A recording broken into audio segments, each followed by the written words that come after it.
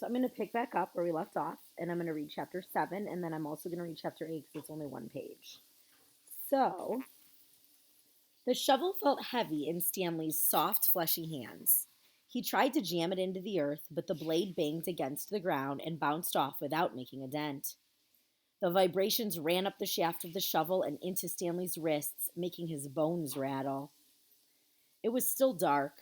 The only light came from the moon and the stars, more stars than Stanley had ever seen before. It seemed he had only just gotten to sleep when Mr. Pendanski came in and woke everyone up. Using all his might, he brought the shovel back down onto the dry lake bed. The force stung his hands but made no impression on the earth. He wondered if he had a defective shovel. He glanced at Zero, about 15 feet away, who scooped out a shovelful of dirt and dumped it on a pile that was already almost a foot tall. For breakfast, they'd been served some kind of lukewarm cereal. The best part was the orange juice. They each got a pint carton. The cereal actually didn't taste too bad, but it had smelled just like his cot. Then they filled their canteens, got their shovels, and were marched out across the lake. Each group was assigned a different area. The shovels were kept in a shed near the showers. They all looked the same to Stanley, although X-Ray had his own special shovel, which no one else was allowed to use. X-Ray claimed it was shorter than the others, but if it was only by a fraction of an inch. The shovels were 5 feet long, from the tip of the steel blade to the end of the wooden shaft. Stanley's hole would have to be as deep as his shovel, and he'd have to be able to lay the shovel flat across the bottom in any direction. That was why X-Ray wanted the shortest shovel. The lake was so full of holes and mounds that it reminded Stanley of pictures he'd seen of the moon. If you find anything interesting or unusual, Mr. Pendanski had told them, you should report it to either me or Mr. Sir when we come around with the water truck. If the warden likes what you found, you'll get the rest of the day off. What are we supposed to be looking for? Stanley asked him. You're not looking for anything. You're digging to build character. It's just if you find anything, the warden would like to know about it. He glanced helplessly at his shovel. It wasn't defective. He was defective. Defective means like something is wrong with it. So he's saying there's something wrong with my shovel. There's something wrong with me. Clearly, I can't dig this hole very well. He noticed a thin crack in the ground. He placed the point of his shovel on top of it, then jumped on the back of the blade with both feet. The shovel sank a few inches into the packed earth. He smiled. For once in his life, it paid to be overweight. He leaned on the shaft and pried up his first shovel full of dirt, then dumped it off to the side. Only 10 million more to go, he thought, then placed the shovel back in the crack and jumped on it again. He unearthed several shovelfuls of dirt in this manner before it occurred to him that he was dumping his dirt within the perimeter of his hole. He laid his shovel flat on the ground and marked where the edges of his hole would be. 5 feet was awfully wide. He moved the dirt he'd already dug up out past his mark. He took a drink from his canteen. 5 feet would be awfully deep, too. The digging got easier after a while. The ground was hardest at the surface, where the sun had baked a crust about 8 inches deep. Beneath that, the earth was looser. But by the time Stanley broke past the crust, a blister had formed in the middle of his right thumb, and it hurt to hold the shovel. Stanley's great-great-grandfather was named Elya Yelnats. He was born in Latvia. When he was 15 years old, he fell in love with Myra Menke. He didn't know he was Stanley's great-great-grandfather. Myra Menke was 14. She would turn 15 in 2 months, at which time her father had decided she should be married. Elya went to her father to ask for her hand, but so did Igor Barkov, the pig farmer. Igor was 57 years old. He had a red nose and fat, puffy cheeks. I will trade you my fattest pig for your daughter, Igor offered. And what have you got? Myra's father asked Elya. A heart full of love, said Elya. I'd rather have a fat pig, said Myra's father. Desperate, Elya went to see Madame Zeroni, an old Egyptian woman who lived on the edge of town. He had become friends with her, though she was quite a bit older than him. She was even older than Igar Barkov. The other boys of his village liked to mud wrestle. Elia preferred visiting Madame Zeroni and listening to her many stories. Madame Zeroni had dark skin and a very wide mouth. When she looked at you, her eyes seemed to expand, and you felt like she was looking right through you. Elia, what's wrong? She asked before he even told her he was upset. She was sitting in a homemade wheelchair. She had no left foot. Her leg stopped at her ankle. I'm in love with Myra Menke, Elia confessed. But Igor Barkov has offered to trade his fattest pig for her. I can't compete with that. Good, said Madame Zeroni. You're too young to get married. You've got your whole life ahead of you. But I love Myra. Myra's head is as empty as a flower pot. But she's beautiful. So is a flower pot. Can she push a plow? Can she milk a goat? No, she is too delicate. Can she have an intelligent conversation? No, she is silly and foolish. Will she take care of you when you're sick? No, she is spoiled and will only want you to take care of her. So she is beautiful, so what? Tooey. Madame Zeroni spat on the dirt. She told Elia that he should go to America. Like my son. That's where your future lies, not with Myra Menke. But Elia would hear none of that. He was 15, and all he could see was Myra's shallow beauty. Madame Zeroni hated to see Elia so forlorn. Against her better judgment, she agreed to help him. It just so happens my sow gave birth to a litter of piglets yesterday, she said. There is one runt whom she won't suckle. You may have him. He would die anyway. Madame Zeroni led Elia around the back of her house where she kept her pigs. Elia took the tiny piglet, but he didn't see what good it would do him. It wasn't much bigger than a rat. He'll grow, Madame Zeroni assured him. Do you see that mountain on the edge of the forest? Yes, said Elia. On the top of the mountain there is a stream where the water runs uphill. You must carry the piglet every day to the top of the mountain and let it drink from the stream. As it drinks, you are to sing to him. She taught Elia a special song to sing to the pig. On the day of Myra's 15th birthday, you should carry the pig up the mountain for the last time. Then take it directly to Myra's father. It will be fatter than any of Igor's pigs. If it is that big and fat, asked Elia, how will I be able to carry it up the mountain? The piglet is not too heavy for you now, is it? Asked Madame Zeroni. Of course not, said Elia. Do you think it will be too heavy for you tomorrow? No. Every day you will carry the pig up the mountain. It will get a little bigger, but you will get a little stronger. After you give the pig to Myra's father, I want you to do one more thing for me. Anything, said Elia. I want you to carry me up the mountain.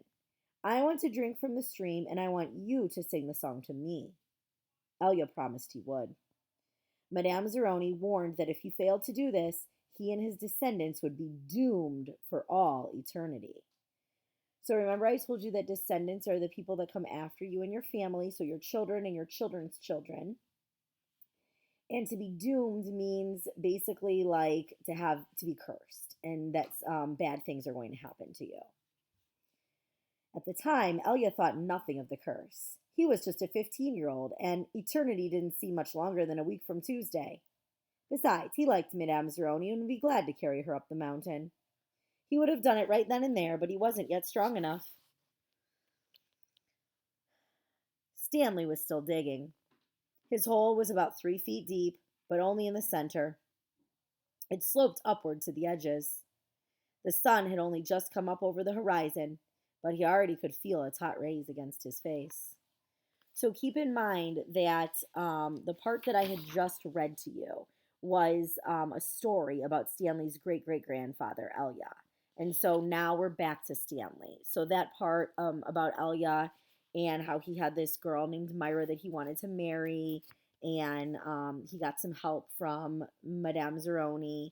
That's the story about Stanley's great-great-grandfather. So we're finding a little bit more out about his family and about their history.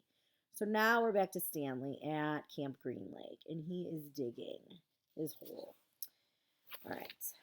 As he reached down to pick up the canteen, he felt a sudden rush of dizziness and put his hands on his knees to steady himself.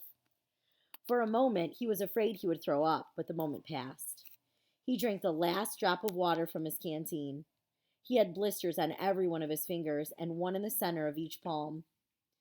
Everyone else's hole was a lot deeper than his. He couldn't actually see their holes, but could tell by the size of their dirt piles. He saw a cloud of dust moving across the wasteland and noticed that the other boys had stopped digging and were watching it too. The dirt cloud moved closer, and he could see that it trailed behind a red pickup truck. The truck stopped near where they were digging, and the boys lined up behind it, X-ray in front, Zero at the rear. Stanley got in line behind Zero. Mr. Sir filled each of their canteens from a tank of water in the bed of the pickup. As he took Stanley's canteen from him, he said, "This isn't the Girl Scouts, is it?" Stanley raised and lowered one shoulder. Mr. Sir followed Stanley back to his hole to see how he was doing. "You better get with it," he said, "or else you're going to be digging in the hottest part of the day." He popped some sunflower seeds into his mouth, deftly removed the shells with his teeth, and spat them into Stanley's hole.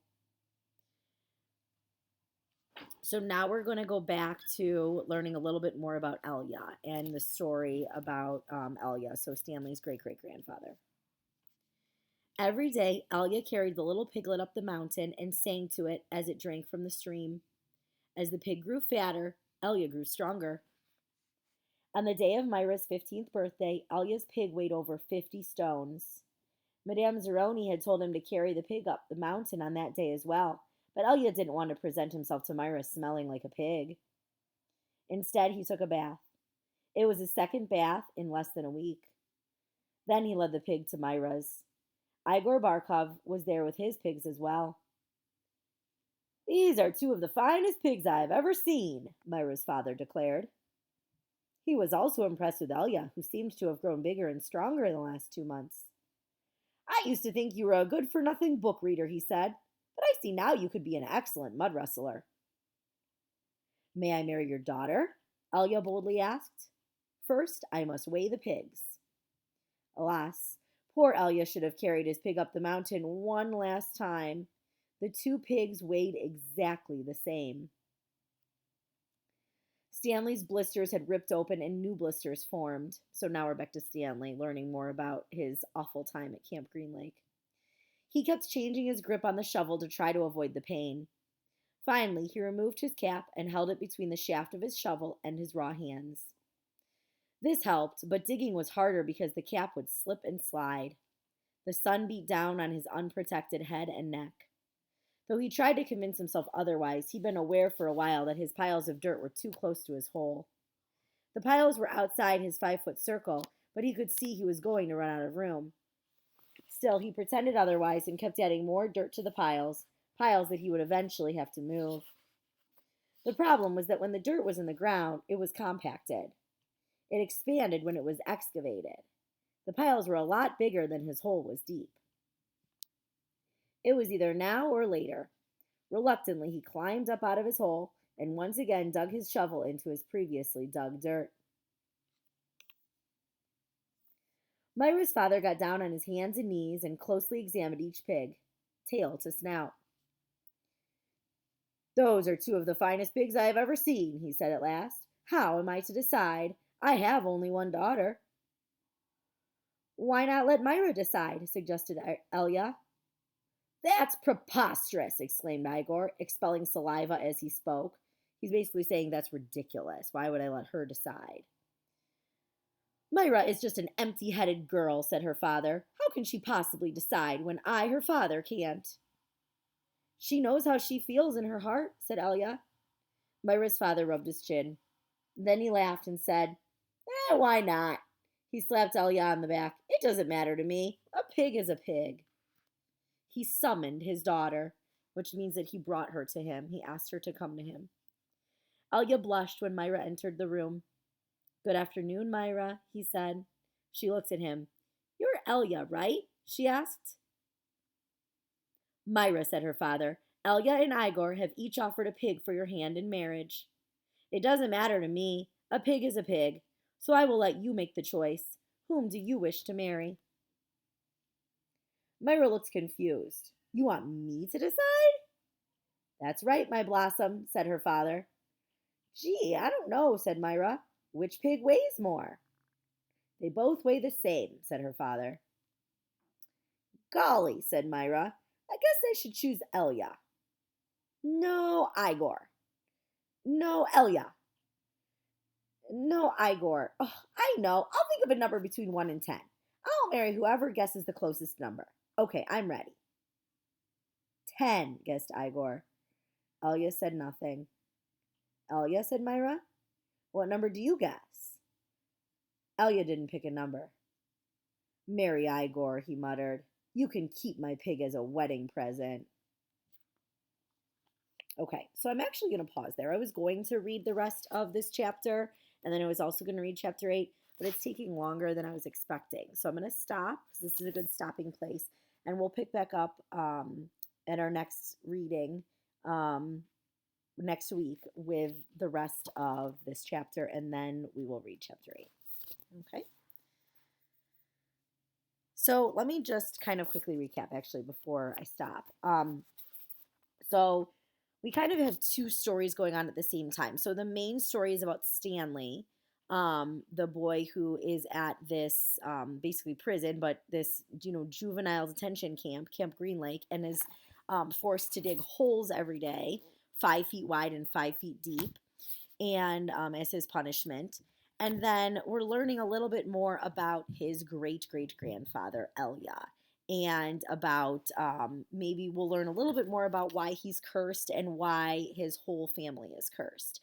And so we're learning a little bit about Elia and how he really wants to marry this girl, but he might not have the luck of being the one to get to marry her. We're not sure what's going to happen and who Myra is going to choose.